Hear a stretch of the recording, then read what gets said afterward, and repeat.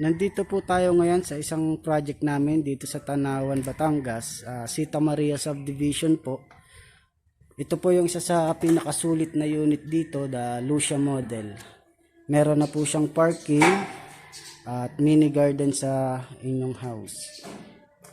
Then ang kagandahan din po dito, meron na rin bubong yung kanyang parking. So pag nag-park kayo, hindi na maiinitan yung sasakyan nyo. Then complete finish na rin po yung turnover niya. Naka-tiles na po yan, nakakisa, may fully painted. Then 2 bedroom na po siya. Ito po yung master bedroom niya. Modern design na rin po siya.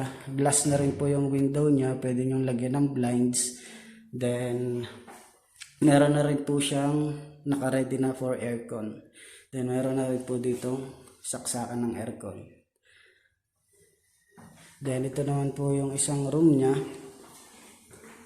Complete finish na rin po yan. Naka-tiles na rin po. May kisame na rin. Then fully painted. Then yung painting po nito is second coating na po siya.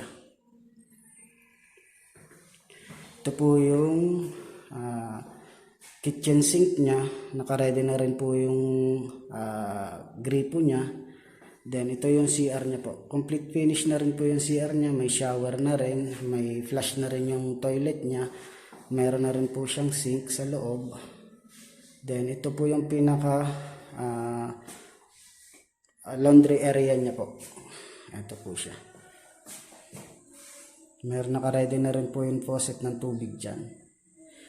Then ang kagandahan po dito sa project na ito is along highway lang po siya.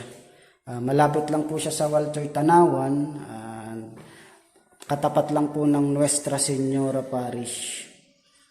Paglipat nyo po dito, wala na kayong ipapaayos, talagang lilipatan nyo na lang, gamit na lang yung kulang. Then, ang maganda rin po dito, mababa rin yung down niya, nasa 120k lang yung down niya, installment pa for 12 months.